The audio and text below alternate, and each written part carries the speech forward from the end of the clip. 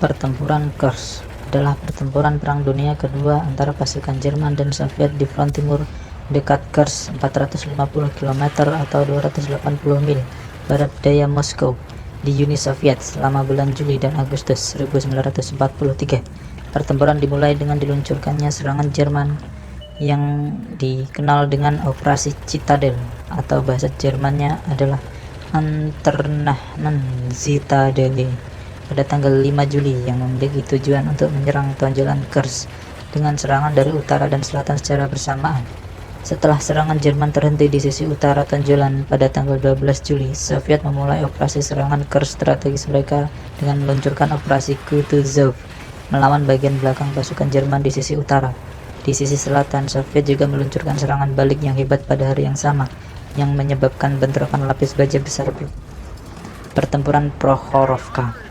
Pada tanggal 3 Agustus, Soviet memulai tahap kedua operasi pelepasan strategis Kursk dengan meluncurkan Operasi Polkovodets-Rumiantsev melawan pasukan Jerman di sisi selatan tonjolan Kursk. Hitler memerlukan kemenangan di front timur sehingga ia mengumumkan Operasi Citadel yang diharapkan dapat mengubah peta kekuatan di front timur, tempat akan membalas kekalahan di Stalingrad sebelumnya yang terjadi pada awal tahun.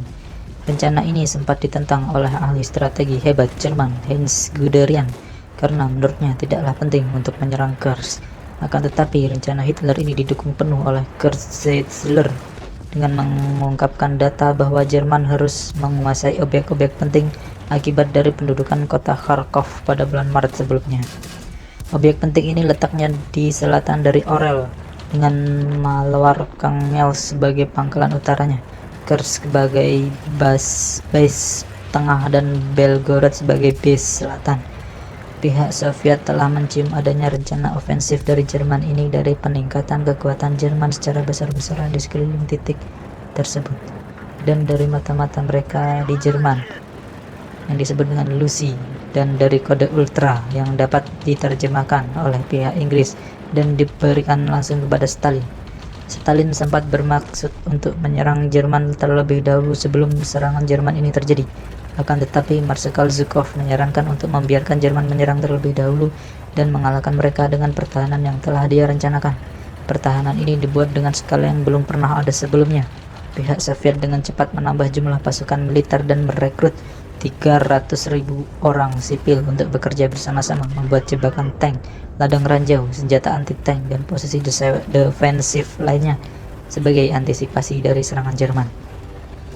Seharusnya waktu Jerman melakukan penyerangan adalah 4 Mei 1943, tetapi Hitler ingin menunggu tank Panther dan kendaraan penghancur tank berat Ferdinand atau Elefant siap dioperasikan. Setelah itu, sempat terjadi beberapa kali pengunduran waktu penyerangan.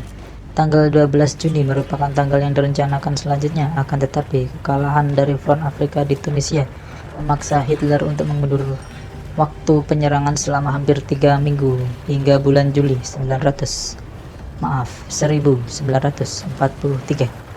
Pada malam tanggal 3 Juli 1943, sehari sebelum penyerangan, pasukan Jerman menyusup untuk membersihkan dan menyiapkan jalan melalui beberapa ladang ranjau dengan cara menusuk ranjau dengan bayonet, mengangkatnya dan mengamankan dengan tangan. Menurut testimoni dari Insinyur Divisi Grab Deutschland, 10 orang prajurit dari pasukan pekerja kedua telah mengamankan sebanyak 2.700 ranjau pada malam itu, yang dikerjakan rata-rata 1 ranjau per menit setiap orangnya.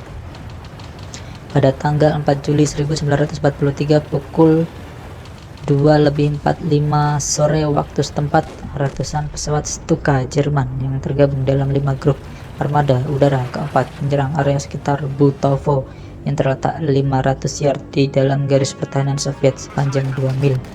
Serangan ini berlangsung selama 10 menit dan dilanjutkan dengan gempuran meriam dan roket artileri untuk membuka posisi pasukan Uni Soviet. Armada Panzer Korps ketiga bergerak menyerang posisi Soviet sekitar Safidovka, Alexeyevka, dan Luchanino, dan pada waktu yang bersamaan di Butovo, resimen pengawal senapan Soviet ke-199 diserang oleh resimen Panzer Grenadier ketiga. Dataran tinggi sekitar Butovo mampu dikuasai oleh divisi Panzer ke-11. Di arah barat Butovo, divisi Panzer ketiga menghadapi perlawanan sengit dari pihak Soviet sehingga tidak mampu mengamankan sasarannya hingga larut malam. Sementara itu, armada Panzerkorps kedua melancarkan serangan pendahuluan untuk mengamankan pos pengamatan yang akan digunakan untuk pertempuran selanjutnya. Di sini, mereka mendapatkan perlawanan yang kuat sehingga harus menggunakan penyembur api untuk mengamankan bunker dan pos penjagaan. Pada pukul 10.30 malam, Marsikal Zhukov memerintahkan tentara merah untuk membalas dengan melancarkan bombardiran artileri bertubi-tubi ke posisi Jerman yang mampu memperlambat gerak dari Jerman. Esok harinya, secara mengejutkan, serangan balasan yang dilakukan Angkatan Udara Soviet berhasil membombardir sejumlah pangkalan Luftwaffe serta formasi tank Jerman dan menimbulkan korban yang tidak sedikit pula dari serangan mendadak tersebut. Namun, serangan udara Jerman juga menimbulkan kerugian yang tidak sedikit bagi armada tank Soviet. Di medan perang utara, pergerakan pasukan Jerman ke-9 mengalami hambatan yang jauh lebih berat. Ratusan ribu ranjau yang ditanam tentara merah berhasil menciptakan kesulitan besar bagi pasukan Marsikal Walter Model. Kemajuan yang diperoleh terlalu sedikit. Perlu ahli dan teknisi ranjau serta kendaraan anti ranjau untuk mengatasi rintangan itu. Sialnya, Model tidak memiliki teknisi dan armada yang cukup. Apalagi jumlah tank yang dimiliki Model lebih sedikit dibanding armada tank yang dikerahkan untuk menggempur kawasan selatan Kursk. Selain itu, moral dan mental pasukan Model juga tidak setangguh pasukan von Manstein. Akibatnya, daya gempur pasukan Model cepat melemah. Namun di medan perang selatan, tentara Panzer keempat dan tentara Kampf pimpinan von Manstein yang dipersenjatai lebih lengkap, termasuk 102 Tiger 1 dan 200 Panther, mampu bergerak dengan lebih mulus meskipun menghadapi posisi pertahanan yang kuat dan ladang ranjau.